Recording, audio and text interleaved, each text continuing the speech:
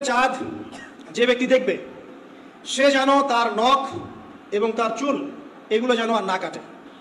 চাঁদ দেখে ফেলেছেন, কুরবানি করা পর্যন্ত এখন চুল আর নখ যেন সে না কাটে। যদি না কাটেন তাহলে কি হবে? আপনি একটা পূর্ণাঙ্গ কুরবানি নেকি পাবেন ইনশাআল্লাহ। আর একটা কুরবানি নেকি কি জানেন? কুরবানির পশুর গায়ে যতগুলো লোমকূপ আছে ততগুলো নেকি আপনার আমলনামায় যুক্ত হবে ইনশাআল্লাহ। মাসের প্রথম 10 দিন, এই জিলহজ মাসের প্রথম 10 দিন সম্পর্কে আল্লাহ পাক সূরা ফজরের মধ্যে শপথ করেছেন, ওয়াল ফাজরি, ফজরের কসম, ওয়াল লায়ালিন আশর, এবং এই 10 রাতের কসম। এই 10 রাত বলতে এখানে জিলহজ মাসের এই 10 দিন এবং 10 রাতকে বোঝানো হয়। এর ফজিলত সম্পর্কে নবী সাল্লাল্লাহু আলাইহি ওয়াসাল্লাম একটা হাদিসে বলছেন, সহিহ বুখারী হাদিস, আনাস রাদিয়াল্লাহু আনহু ইবনে আব্বাস রাদিয়াল্লাহু আনহুমা থেকে বর্ণিত, নবী করিম সাল্লাল্লাহু আলাইহি ওয়াসাল্লাম বলেছেন যে মা মিন আইয়ামিন আমালু সালিহু ফীহিন্না আহাব্বু ইলাল্লাহ মিন হাযিহিল আইয়ামিল আশর।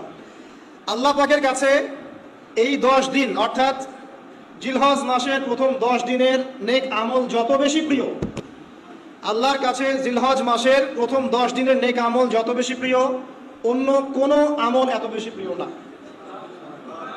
অন্য কোনো আমল, এটা বুঝতে গিয়ে সাহাবায়ে কেরাম প্রশ্ন করছেন, ক্বালু, তারা বলছেন, ইয়া রাসূলুল্লাহ, হে আল্লাহর রাসূল, বলুন সাল্লাল্লাহু আলাইহি ওয়াসাল্লাম, ওয়ালাল জিহাদু ফি সাবিলিল্লাহ, আল্লাহর পথের জিহাদও কি নয়? আমরা তো জানি ইসলামের সর্বোচ্চ চূড়া হচ্ছে আল্লাহর পথের জিহাদ।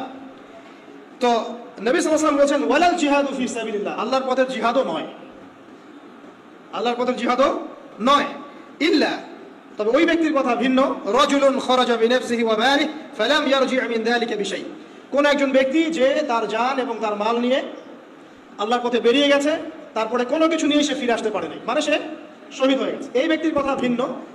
কিন্তু অন্য যে কোনো দিনের আমলের চাইতে এই 10 দিনের নেক আমল আল্লাহর কাছে সবচেয়ে বেশি প্রিয়। তাহলে আমরা বুঝতে পারলাম, আমরা যে 10 দিনে এখন বসবাস করছি, জিলহজ মাসের আজকে কয় তারিখ? 1 তারিখ। এই যে আল্লাহ পাক নিয়ামতের সাথে আমাদেরকে বাঁচিয়ে রেখেছেন, এই 10 দিন আমল করার সুযোগ দিয়েছেন, এই কৃতজ্ঞতা স্বীকার করে আমরা কিন্তু শেষ করতে পারবো না। পারবো না। প্রশ্ন হচ্ছে যে এই 10টা দিন আমরা কিভাবে কাজে লাগাতে পারি। আমি সেদিকেই যাবো ইনশাআল্লাহ। তার আগে এই দিনগুলো সম্পর্কে আর কয়েকটা ফজিলতের হাদিস শুনিয়ে দিচ্ছে।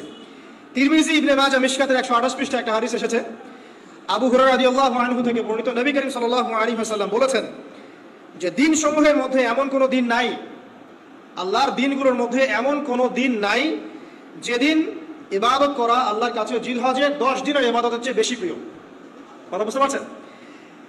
এরপরে নবী সাল্লাল্লাহু আলাইহি ওয়াসাল্লাম বলছেন, ইয়াদুলু সিয়ামু কুল্লি সিয়ামিন মিনহা বিসিয়ামি সানাতিন, এই 10 দিনের একটা সিয়াম বা একটা রোজা 1 বছর রোজা রাখার সমান।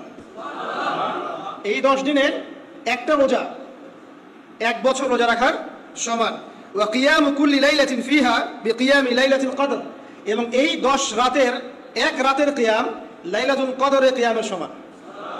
আর আমরা জানি লাইলাতুল কদর সম্পর্কে আল্লাহ পাক কি বলেছেন, লাইলাতুল কদরি খায়রুম মিন আলফি শাহর, 1000 মাসের ইবাদতের চেয়ে উত্তম। তাহলে আমরা বুঝতে পারছি যে এই 10 দিন 10 রাত কি আমল করতে হবে, এই হাদিসটা বলে দিচ্ছে, সিয়াম এবং কিয়াম। 10টা সিয়াম না পড়েন, অ্যাটলিস্ট 3টা সিয়াম করা যাবে ইনশাআল্লাহ। করা যাবে না?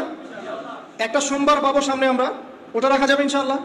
একটা বৃহস্পতিবার পাবেন, সেটাও রাখা যাবে ইনশাআল্লাহ। আর আরাফার সিয়াম পাবেন ইনশাআল্লাহ। আরাফার সিয়াম রাখলে আগের 1 বছর, পরের 1 বছর, 2 বছরের গুনাহ মাফ হয়ে যাবে ইনশাআল্লাহ আযজা ওয়া জাল্লা।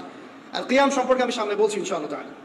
এরপরে বাইহাকির একটা বর্ণনা আছে যে জিলহজ মাসের প্রথম দশকের রাতে, জিলহজ মাসের প্রথম দশকের রাতের প্রত্যেকটা নেক আমলকে 10 দিয়ে গুণ করা হয়, 10 গুণ বৃদ্ধি করা হয়, সুবহানাল্লাহ।